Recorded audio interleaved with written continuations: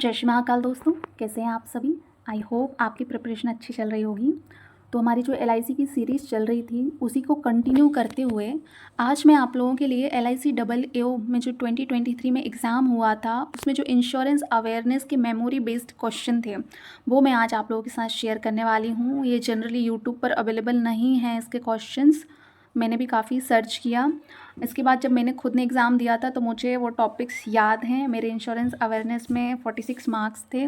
तो आज मैं ये मेमोरी बेस्ड पेपर वो टॉपिक्स आपको बताऊंगी कि कौन कौन से टॉपिक्स से क्वेश्चन बने थे।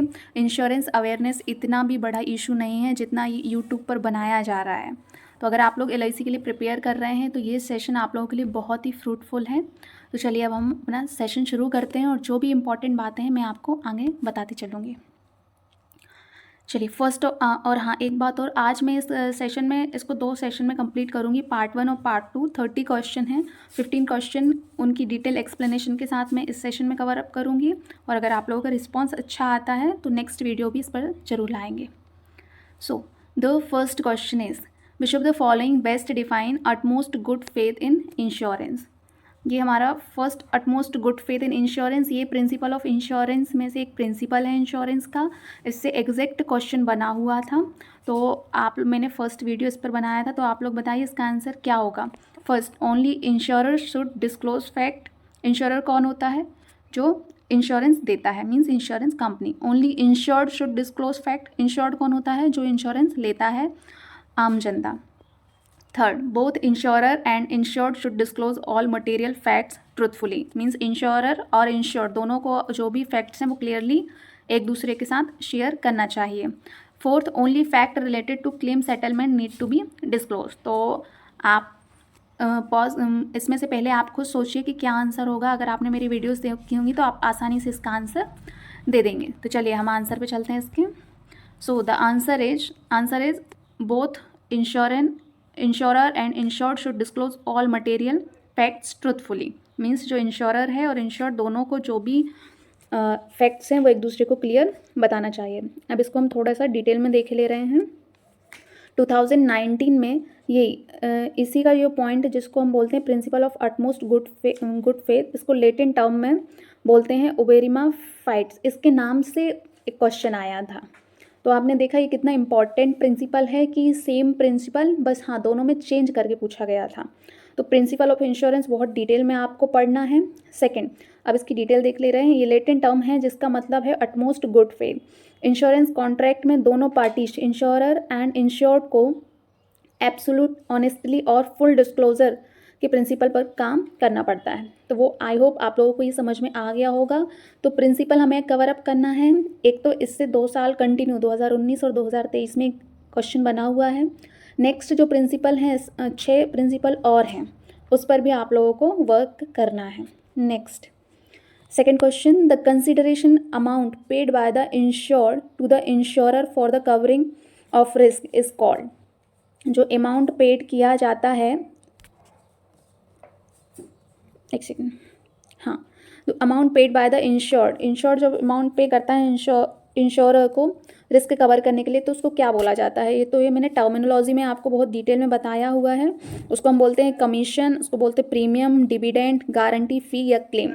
तो इंश्योरेंस टर्म में इसको क्या बोला जाता है वो आपको बताना है। तो इसको इंश्योरेंस में ये भी आप लोगों को आराम से क्वेश्चन डुएबल क्वेश्चन है। तो इसको इंश्योरेंस टर्म में हम बोलते हैं प्रीमियम। प्रीमियम क्या होता है? वो रेगुलर लमसम पेमेंट है जो इंश्योर्ड कौन? पॉलिसी होल्डर इंश्योरेंस कंपनी को पे करता है। किस चीज़ में? In exchange of insurance coverage और रिस्क कवरेज। ठीक है। Next third question, the amount received by the policy holder when he she terminate the insurance policy before maturity is called. तो जो पॉलिसी होल्डर जो मैच्योरिटी डेट है उसके पहले ही अगर प्रीमियम पे करना बंद कर देता है तो जो अमाउंट रहता है इंश्योरेंस कंपनी उसको पे करती है वो क्या कहलाता है, तो वो हमें बताना है। तो ये शायद मैंने अभी जो लास्ट क्लास डाली थी टर्मिनोलॉजी की उसमें मैंने आपके इन सब की मीनिंग समझाई हुई थी। तो एक होता है paid up value, second surrender value, third maturity value, fourth is cash bonus. तो आप बताइए इनमें से आंसर क्या होगा। सो the answer is surrender value. जब पॉलिसी को आप बिफोर मेच्योरिटी ही बंद करना चाहते हो या उसका प्रीमियम पे करना बंद कर देते हो, अगर एक पॉलिसी होल्डर अपनी इंश्योरेंस पॉलिसी को मेच्योरिटी से पहले ही बंद कर देती है तो उसको जो पैसा वापस मिलता है उसे हम सरेंडर वैल्यू कहते हैं। तो मेरा इस सेशन को लाने का मेन मोटिव ये है कि आप लोग क्लियरली अपने माइंड में देख लें कि किन टॉपिक्स से क्वेश्चन बन रहे हैं और अपन को ज़्यादा टाइम वेस्ट नहीं करना, एग्जैक्ट शॉर्ट क्वेश्चन पढ़ने हैं। मैंने जो सीरीज़ भी आप लोगों के लिए लाई है 7 days 7 वीडियोस, उसमें भी मैं आपको बहुत ही इंपॉर्टेंट टॉपिक्स ही करा रही हूँ जो फ्री ऑफ कॉस्ट है। लोग उसको पेड बैच और पता नहीं क्या क्या इशू इसको बना रहे हैं कि इंश्योरेंस अवेयरनेस बहुत टफ है या ऐसा कुछ नहीं है। अपन को सिर्फ एग्ज़ाम ओरिएंटेड पढ़ना है, ना ही बहुत ज़्यादा डेप्थ में जाना है ना कुछ। आप लोगों को एग्जैक्ट हाँ जितना आप एक्स्ट्रा पढ़ पा रहे हैं वो ठीक है। तो यहाँ पे 3 क्वेश्चन आपने देखे। पहला हमारा इंश्योरेंस से रिलेटेड था, 2 क्वेश्चन हमारे सिर्फ और सिर्फ टर्मिनोलॉजी से रिलेटेड हो गए। मैंने खुद ने एग्ज़ाम दिया है तो मुझे ये बहुत अच्छे से पता है कि किस टाइप के क्वेश्चन आए हुए थे। हाँ, बस इतना कहूँगी कि अभी वैसे मैं फॉर्मेट में बना नहीं पाई क्वेश्चन, मैं आपको टॉपिक बता रही हूँ जो एग्ज़ाम में थे ना। जैसे हम IBPS PO का मेंस देते हैं या SBI का PO का देते हैं तो उसमें जो करंट अफेयर्स का पैटर्न रहता है कि ABCD, इनमें से ABC सही है, AB सही है, तो बस इस टाइप के क्वेश्चन बनते हैं। तो आपको अगर इसकी डिटेल पता है ना तो आप इजीली इंश्योरेंस अवेयरनेस में काफ़ी अच्छे मार्क्स गेन कर सकते हैं थोड़ी सी मेहनत से ही। तो चलिए नेक्स्ट हम 4th क्वेश्चन पे चलते हैं। If a policy holder premium is due on 1st July annual mode, up to which date can he pay the premium without policy lapsing? तो यहाँ पर अब ग्रेस पीरियड की बात चल रही है कि अगर पॉलिसी होल्डर का प्रीमियम 1 जुलाई को उसको पे करना था, जब उन्हें एनुअल मोड में उसका प्रीमियम था, तो अब वो किस डेट तक उसको प्रीमियम को पे कर सकता है जिससे उसकी पॉलिसी लैप्स ना हो। तो ग्रेस पीरियड जो भी मैंने अभी लास्ट वीडियो में आपको कवर किया था कि ग्रेस पीरियड क्या होता है कि अगर कोई इंसान प्रीमियम नहीं पे कर पाया किसी भी रीज़न की वजह से तो उसको 1 महीने का टाइम दिया जाता है, 30 डेज़ का टाइम। तो इससे रिलेटेड एक क्वेश्चन था कि कितना ड्यूरेशन मिलती है ग्रेस पीरियड से। 1 जुलाई से उसका आंसर हो जाएगा अपना 30 जुलाई, इतना टाइम उसको मिलेगा, तब तक वो अपना प्रीमियम पे कर सकता है। और इसके बाद अगर उसने पे नहीं किया तो फिर वो पॉलिसी लैप्स हो जाती है।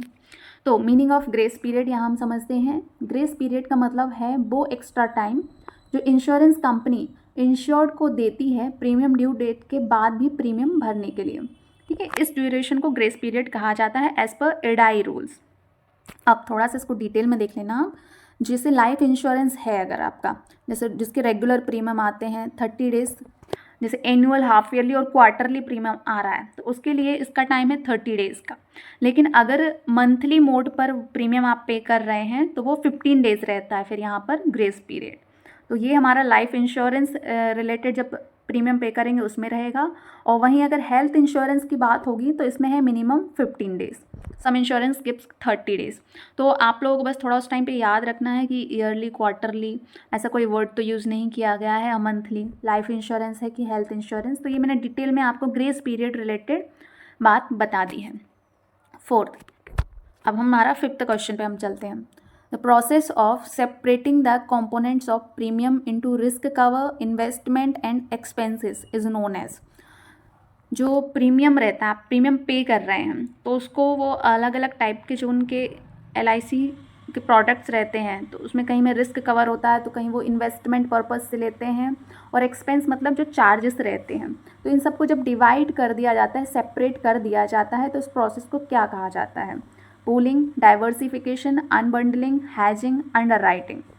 तो इसका आंसर देखते हैं। So the answer is unbundling, breaking down premium into risk cover, investment and expenses portion for better transparency। Unbundling का मीनिंग क्या होता है? अनबंडलिंग का मतलब होता है इंश्योरेंस प्रोडक्ट के अलग अलग कंपोनेंट्स को सेपरेट शो करना।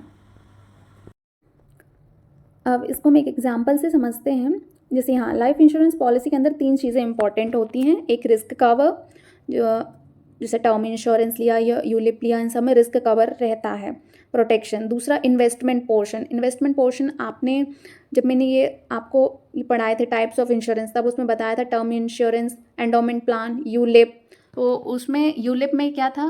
टर्म इंश्योरेंस सिर्फ और सिर्फ प्रोटेक्शन के लिए था, यूलिप क्या था, प्रोटेक्शन प्लस इन्वेस्टमेंट। तो एक इन्वेस्टमेंट पोर्शन, पॉलिसी का वो हिस्सा जो सेविंग या इन्वेस्टमेंट में लगता है। थर्ड, एक्सपेंसेस या चार्जेस, पॉलिसी मैनेज करने के लिए जो चार्जेस इंश्योरर कंपनी लगाती है वो हमारा एक्सपेंस में आता है। तो लाइफ इंश्योरेंस पॉलिसी को 3 चीज़ों में डिवाइड किया जाता है। क्या क्या रहता है वो, risk cover, investment portion and expenses charges. अब इसको थोड़ा सा और आप लोगों को समझाने के लिए मैं एक एग्जाम्पल से बताती हूँ इसको। मान लीजिए आपने एक यूलिप प्लान लिया है जिसका एनुअल प्रीमियम है आपका 1 लाख। तो इसको जो कंपनी रहती है ना वो 60,000 इन्वेस्टमेंट इन मार्केट फंड्स जिनसे आपको अच्छा खासा रिटर्न मिलता है। फिर वो 30,000 आपको जो रिस्क कवर है, इन केस कुछ हो जाता है, कुछ डेथ वगैरह हो जाती तो नॉमिनी को जो अमाउंट पे किया जाता है तो उसके लिए वो 30,000 उसके लिए रखते हैं, प्लस 10,000 इनके चार्जेस वगैरह जो रहते हैं वो उसमें चले जाते हैं। तो जब जो आपको इंश्योरेंस कंपनी जब ये सब चीज़ें डिटेल में बताती है तो यही हमारा अनबंडलिंग कहलाता है। Next question, a stipulated period during which the policy holder can review the terms and cancel the policy is called. इस टॉपिक से भी एक क्वेश्चन बना हुआ था। अब बस आप इनसे ये समझिए कि ये सिर्फ हमें इंश्योरेंस का एक मीडियम लेवल पर क्वेश्चन पूछ रहे हैं, ऐसा भी नहीं है आपको बहुत डिटेल में जाके पूछ रहे हैं या कुछ, थोड़ा सा बस आपको आइडिया है, थोड़ा ही आपने ध्यान दे लिया, आप इजीली कर सकते हैं। मैंने within a week insurance cover up किया हुआ था और मेरे मार्क्स काफ़ी अच्छे थे। हाँ, इसमें मैं आपको बताऊंगी कि क्यों मेरे मार्क्स अच्छे थे, क्योंकि सिर्फ इंश्योरेंस नहीं पूछा जाता, इसमें फाइनेंशियल अवेयरनेस भी रहती है। मेरा कॉमर्स बैकग्राउंड है, उसका भी मुझे बेनिफिट मिला था, प्लस मैंने फाइनेंशियल अवेयरनेस मेरी कंप्लीट हुई थी बैंकिंग से, तो उसका भी एक बेनिफिट था। तो क्वेश्चन है हमारा, तो stipulated period during which the policy holder can review the terms and cancel the policy. Means अगर पॉलिसी होल्डर ने पॉलिसी ली है और उसको कुछ दिन का टाइम दिया जाता है, तो वो जो टाइम रहता है जिसमें वो ये डिसाइड कर सकता है उसको पॉलिसी कंटिन्यू रखनी है कि नहीं, या फिर वो पॉलिसी मना भी कर सकता है कि मुझे ये पॉलिसी नहीं चाहिए। तो उस टाइम पीरियड को क्या बोला जाता है। तो ग्रेस पीरियड अभी आपने देखा कि जब हम प्रीमियम पे करते हैं और इन केस किसी रीज़न की वजह से ऑन डेट आप प्रीमियम नहीं पे कर पाए तो 1 मंथ का आपको टाइम मिलता है in case of life insurance, तो वो हमारा ग्रेस पीरियड रहता है। अब सेकंड कूलिंग ऑफ पीरियड या फिर फ्री लुक पीरियड, सेकंड ये, third revival period, fourth refund period, fifth is waiting period. तो इसका आंसर क्या होगा, मैंने आपको अभी ये जो सीरीज़ में बताया था उसमें मैंने आपको फ्री लुक पीरियड बताया था, उस टाइम पे ये बताया भी था कि एग्ज़ाम में आया हुआ क्वेश्चन है। तो चलिए आंसर इज़ हमारा free look period. Free look period क्या होता है कि पॉलिसी होल्डर का रिव्यू विंडो 15 डेज़ और 30 डेज़ फॉर ऑनलाइन पॉलिसी, इसका मैं अभी बताती हूँ आपको, जिसमें वो पॉलिसी कैंसिल करके रिफ़ंड ले सकता है।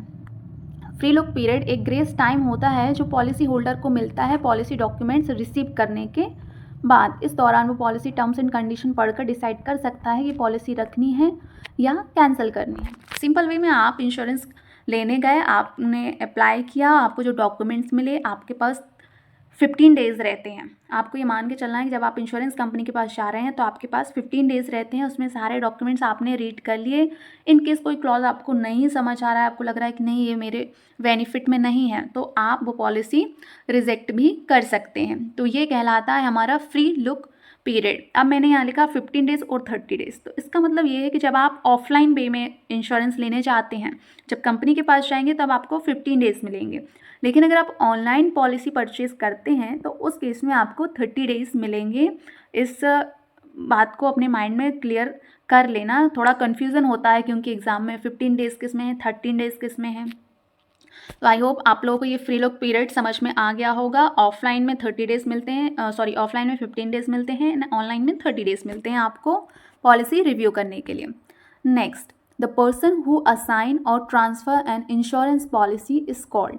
जो पर्सन रहता है जो अपनी पॉलिसी को ट्रांसफ़र कर सकता है उसको क्या बोलते हैं? असाइनी, एंडोर्सर, असाइनर, पॉलिसी होल्डर और ट्रस्टी। पॉलिसी होल्डर तो जो जिसके पास पॉलिसी है, ठीक है। अब इसमें आंसर है इसका हमारा असाइनर। मीनिंग ऑफ असाइनमेंट इन समझ लेते हैं हम इसको थोड़ा डिटेल में।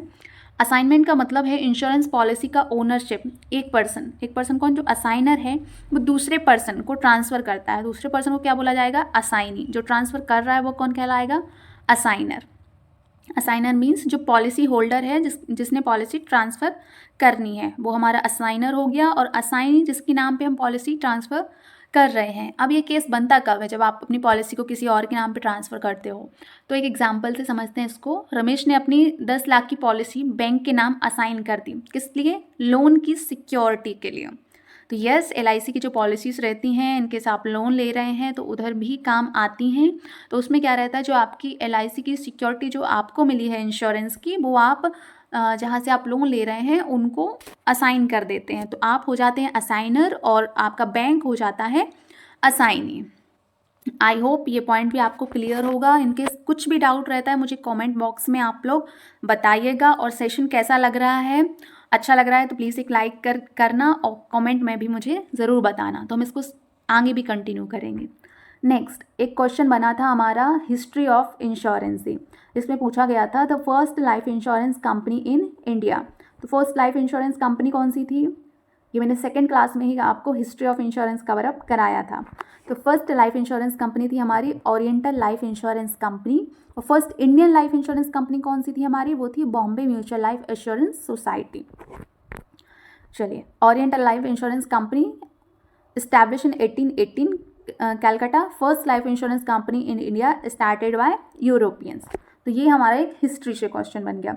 हिस्ट्री से बना, प्रिंसिपल से बना, जो टर्मिनोलॉजीज हैं उनसे काफ़ी क्वेश्चन बनते हैं। उसका पार्ट 1 मैं करा चुकी हूँ, पार्ट 2 भी कराऊंगी विथ MCQs। तो आप प्लीज़, मेरा आप लोगों को एक ही एडवाइस है कि प्री पर बहुत अच्छा फोकस कीजिए और थोड़ा बहुत जहाँ टाइम मिल रहा है उसमें इंश्योरेंस के ये वीडियोस जितने लेक्चर मैंने डाले हैं उनको आप बस डिटेल में पढ़ लेना और कहीं से भी प्रैक्टिस कर लेना।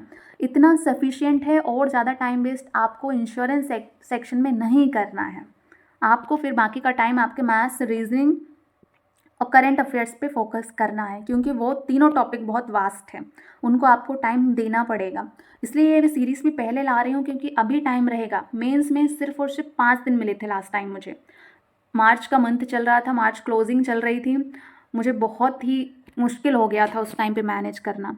तो हाँ, अगर आप लोगों को ऐसा कोई इशू नहीं बन रहा है तो आप ये सीरीज़ अभी 5 से 7 दिन में कवर अप करके नोट्स बनाकर रख लीजिएगा। जब आपका प्री क्लियर हो जाए तो आपको बस एक रिवीजन वे में इंश्योरेंस के लिए पढ़ना रहे।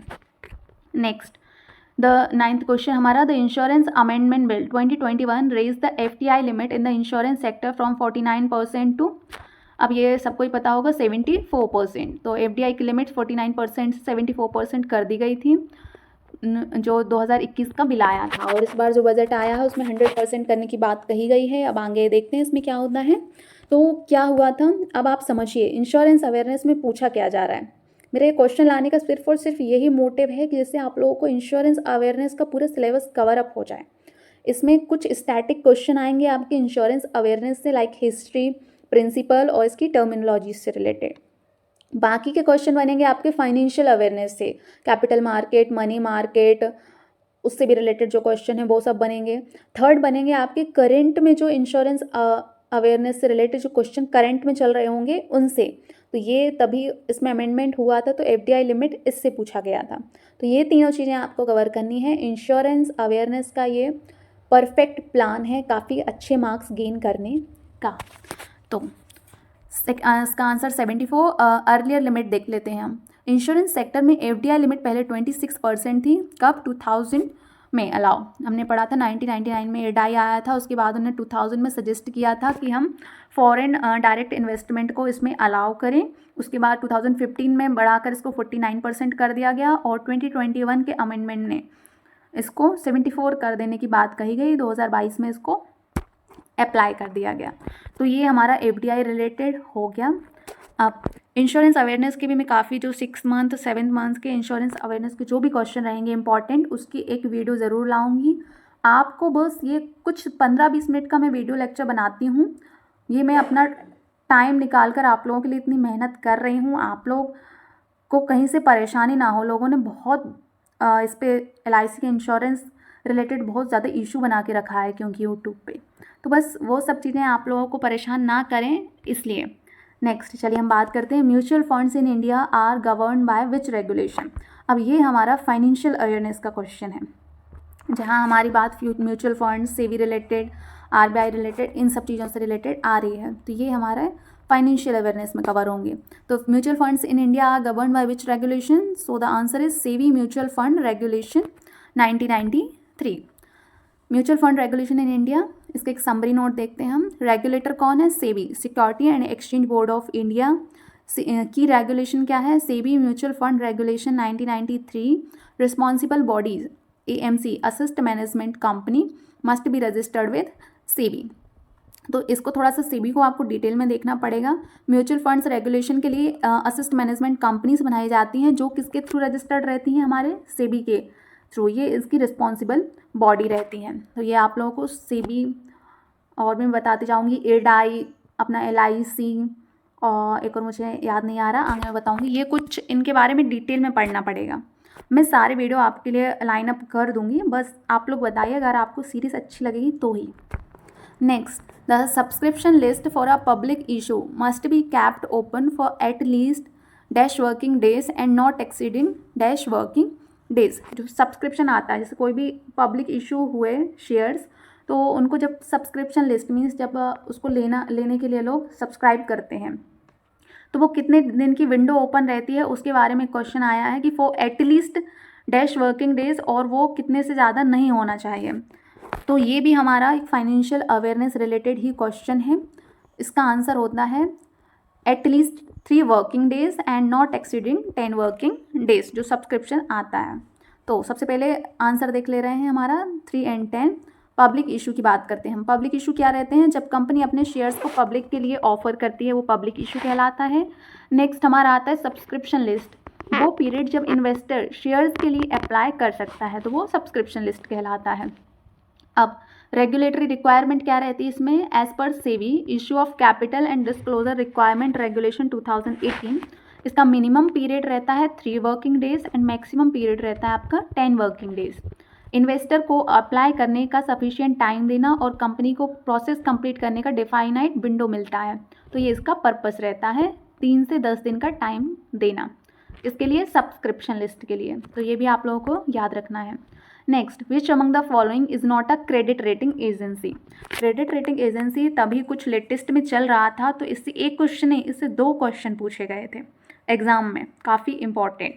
तो एक तो ये आया था कि इसमें से कौन सी क्रेडिट रेटिंग एजेंसी नहीं है। तो क्रिसिल, केयर, इकरा, IBBI और फिच। तो इसमें से आप लोग भी ये जानते होंगे, करंट में जो करंट अफेयर्स पढ़ रहा होगा, कि हमारा ये IBBI इसमें से क्रेडिट रेटिंग एजेंसी नहीं है। इसको और डिटेल में देख ले रहे हैं। All CRAs credit rating agency in India are regulated by SEBI. किसके थ्रू रेगुलेटेड रहती हैं क्रेडिट रेटिंग एजेंसी? सेबी के through, under 1999 regulation to ensure transparency and investor protection. अब सेबी रजिस्टर्ड CRA इंडिया में अभी कितने 7 क्रेडिट रेटिंग एजेंसीज हैं। First CRISIL India, second ICRA, third CARE rating, fourth India rating and research private limited, fifth Brickwork rating India limited, sixth Acuite rating and research limited, 7 Infomerics valuation and rating private limited. तो आपने देखा current से related अब आपको 2 से 3 question मिल गए होंगे, उनसे रिलेटेड क्वेश्चंस भी आए थे इंश्योरेंस में। अब स्विफ्ट इज़ मेनली, हाँ ये मैं स्विफ्ट का ही बोल रही थी कि ये कुछ ऐसे टॉपिक्स रहेंगे जो आपको कवर अप करने रहेंगे।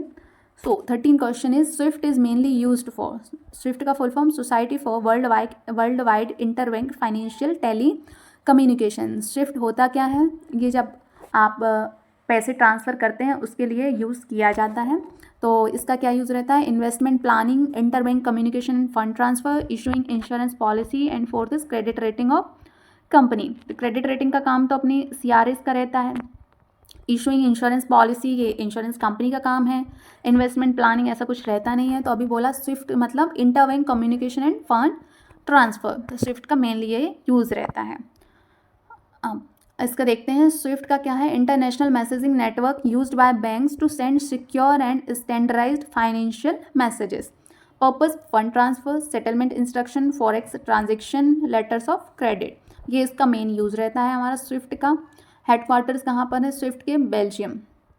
Over 11,000 financial institution in more than 200 countries connected and not a bank itself. Swift कोई बैंक नहीं है, ओनली प्रोवाइड मैसेजिंग सर्विसेज।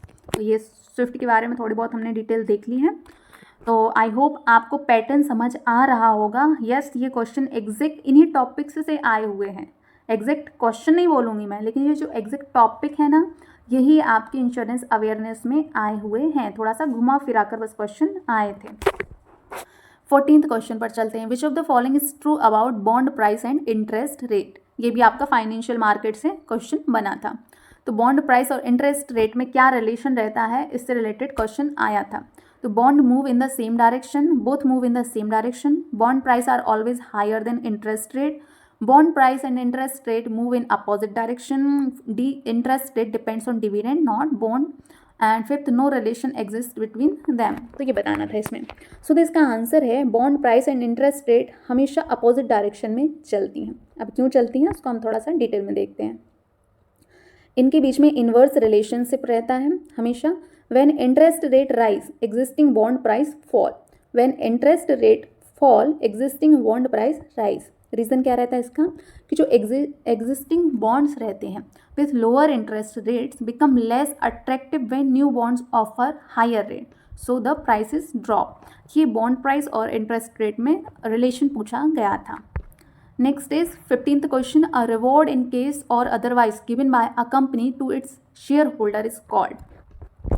जब कंपनी अपने शेयर होल्डर को एक रिवॉर्ड के वे में जो कैश और अदरवाइज वे में देती है तो उसको क्या बोला जाता है, तो उसको बोला जाता है हमारा आंसर इज डिविडेंड। अगर आपका फाइनेंशियल मार्केट आपने पढ़ी होगी एग्जाम के लिए तो आप ये आंसर ईजिली आप इसका आंसर दे पाएंगे।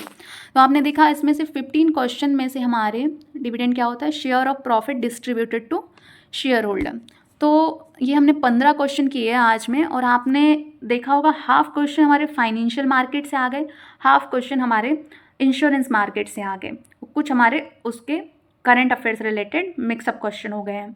तो आपको भी प्रिपेयर क्या करना है, insurance, financial market plus current news related to insurance. बहुत ज़्यादा डिटेल में नहीं, थोड़ा बेसिक आइडिया हो, हाँ उनको आपने डिटेल में अगर पढ़ लिया तो आपका इंश्योरेंस अवेयरनेस में काफ़ी अच्छे मार्क्स आप गेन कर लेंगे। जहाँ लोग ये डरा रहे हैं कि 30 मार्क्स आना भी बहुत बड़ी बात है, तो ऐसा कुछ नहीं है, आप ईजिली काफ़ी अच्छे मार्क्स गेन कर सकते हैं, ट्रस्ट मी गाइस। और अगर आप लोगों को ये 15 क्वेश्चन अच्छे पसंद आए हों तो मैं इसका पार्ट 2 बनाऊंगी, जिसमें हम बाकी के रिमेनिंग जो हमारे 15 क्वेश्चन हैं उन पर बनाऊंगी विथ डिटेल, और कुछ और करेक्शन अगर आप लोगों को चाहिए तो वो भी मुझे कमेंट बॉक्स में बताइएगा। चैनल को सब्सक्राइब ज़रूर कर लेना, जिससे मुझे भी एक मोटिवेशन मिले कि मैं आप लोगों के लिए और मेहनत करूँ। All the best.